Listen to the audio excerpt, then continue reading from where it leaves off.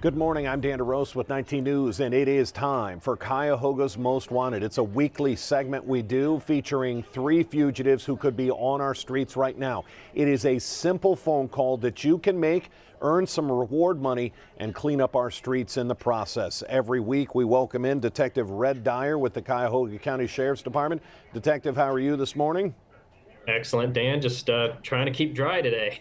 Yeah, it is spring in Northeast Ohio. Let's talk about why we do this program, why we hook up with Crime Stoppers of Cuyahoga County and the Cuyahoga County Sheriff's Department.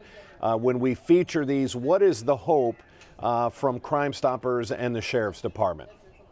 Well, Dan, we recognize the value of the community in helping us to get these individuals, these dangerous individuals, off our streets to make Cleveland and Cuyahoga County safer for everyone and give the community an opportunity to earn a potential reward, which we'll get into a little later. It's an incredible program. We know it works. If you're watching this on social media, we know the power of sharing, and this gets propagated and somebody else watches it and somebody else shares it. And if we get this out there enough, somebody's going to recognize somebody, and it could potentially get a potential criminal off the street and in front of a judge.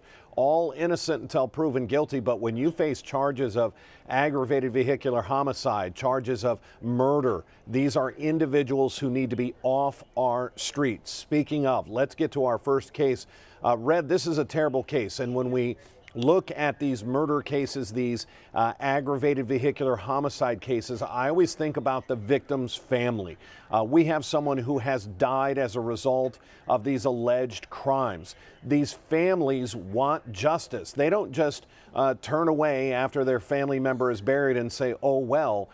Think about waking up daily knowing that the person who allegedly did this to your family member is still out there. They're living scot-free. They could care less that they caused the death of an individual and because they haven't faced a judge. So let's get to our first case, the case of Vicky McKibbon. What do we know? Yes, Dan, as you summarized, very serious charges here. According to reports in September of 2021, Miss McKibbon was driving with a suspended license. She was driving recklessly on Harvard Ave, according to reports, when she lost control of the vehicle and struck a utility pole, shearing it off at the base. A passenger in the vehicle suffered a severe head injury because of this and subsequently died as a result of this accident. She was actually placed on a GPS unit as condition of her bond, and in July of 2022, she removed her GPS monitor and a warrant was issued for her arrest. And as we've discussed, Dan, people who remove those GPS monitors do not want to be found. Crime Stoppers, the U.S. Marshal Service, and the Cuyahoga County Sheriff's Department Electronic Monitoring Unit, some very talented investigators we have down there, are looking for any information leading to the arrest of Miss McKibbon. She's approximately 5'1" and 100 pounds, and last known to be staying in the 9000 block of Harvard Ave in the city of Cleveland. And I do just want to explain here, people are going to be frustrated. Why was somebody that was facing vehicular homicide allowed out of jail with a GPS monitor? Hey, that was a part of her bond. The bond was set by a judge. If you can come up with X amount of money, you can get out of jail until your trial. As in the case here, the judge said, but if you do get out, we're going to put a GPS, either an ankle monitor or sometimes it's a wrist monitor. We're going to put that on you so that we know where you are at all times. And in a lot of cases like here, Vicky McKibbon cutting it off or removing it and has not been seen since. We have another case here. This again, is another case where someone has died. That family is not getting answers, but you could be the key right here. Let's get to the case of Timothy Bennett II. Well, Dan, Mr. Bennett II may be known on the streets as Timothy Green or Harold Green. He actually has 3 warrants with the Sheriff's Department. In 2 of his cases, it's alleged that he was in possession of a firearm. He's actually prohibited from possessing firearms due to his criminal history, as we often see on Crime Stoppers. He was also found to be trafficking drugs, very serious drugs, Dan, such as methamphetamine and fentanyl-related compounds, drugs we don't want to see on our streets. Mr. Bennett is also wanted in a third very serious case where he pled guilty to involuntary manslaughter with a firearm specification in 2019. The reports state that in October of 2015, Dan, Cleveland police responded to a call of a male that had been shot. They arrived to find the victim lying in a parking lot and unresponsive with blood on his chest. The victim was unfortunately pronounced deceased at Metro Hospital. He also has warrants with Lake County Sheriff for failure to appear and Westlake for failure to comply. He's approximately 5'8" and 228 pounds and was last known to be staying in the 2000 block of West 99th Street in Cleveland. You know, Red, we see these cases, unfortunately, too many unsolved murder cases where somebody is out there on the loose. This is a situation where we have a name. We know a suspect, and this suspect is out there already pleaded guilty to involuntary manslaughter, needs to be behind bars, but yet it could be potentially out on our street. Let's get to our third and final case. Let's get to the case of Christopher Mous. What do we know? Well, Dan, Mr. Mous has 4 warrants with the Sheriff's Department, the most serious of which is a case where in January of 2023, he pled guilty to intimidation of a crime victim or witness, which we take very seriously, Dan.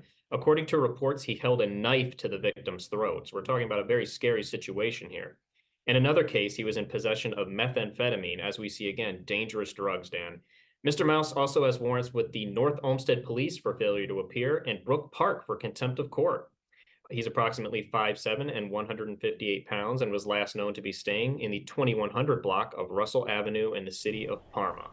I said it at the top of our broadcast here, simply sharing this. You've just seen our 3 fugitives for the week. You may not know them, but somebody in your feed may. Share this video. Let's get them out there. Let's get these pictures out there, the names, the facts of the case, so that somebody calls in. Red, people get scared when they don't want to get involved. They don't want their name ending up in a court record, that when this individual gets arrested, they say, well, how did you find me? Well, the court record said John Smith called in a tip. That's not going to happen here. That's why Crime Stoppers is an incredible program. Walk us through why these people, why these tip callers get to remain anonymous. Well, Dan, as we discuss every week, we don't have caller ID, we don't record your phone calls, we don't take down any identifying information of yours at all. In fact, any contact we have through you is referenced through an anonymous tip number, so none of your information is ever exchanged with us. So that should be a concern. Go ahead, Red. Oh, and I was just going to say, that's a concern that people don't need to have. Yeah, you don't want, we understand people don't want their name associated with this. 216-252-7463. If you can't write that down, it's 25-CRIME.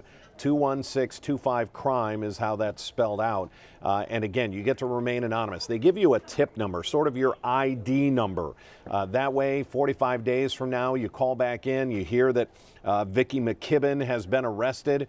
You get to call back in and say, hey, here's my tip number. Was it my tip that led to the arrest of Vicky McKibbon? And am I eligible for that reward? And they're going to give you that information and how you can collect. Red, we talk about it every week. What do you want people to remember when we start talking about reward money? That crime doesn't pay, but Crime Stoppers does. Up to a $5,000 reward. Detective Red Dyer, excellent as always. We know this program works. We have about a 50% capture rate. If we can just get 2 of the fugitives we featured today, especially the ones accused of aggravated vehicular homicide and accused of murder, if we can get those off the street, think about how much safer that makes our community. Detective, thanks for joining us yet again this week. Thank you, Dan. My pleasure. All right, take care, Red. We're going to wrap this up. Remember our 11 o'clock news just about 15 minutes from now on CW 43 and our noon news on Channel 19. Again, one more time, that phone number, 216-252-7463 or 216-25-CRIME. I'm Dan DeRose with 19 News. Let's go out and get these people back behind bars. Have a good afternoon.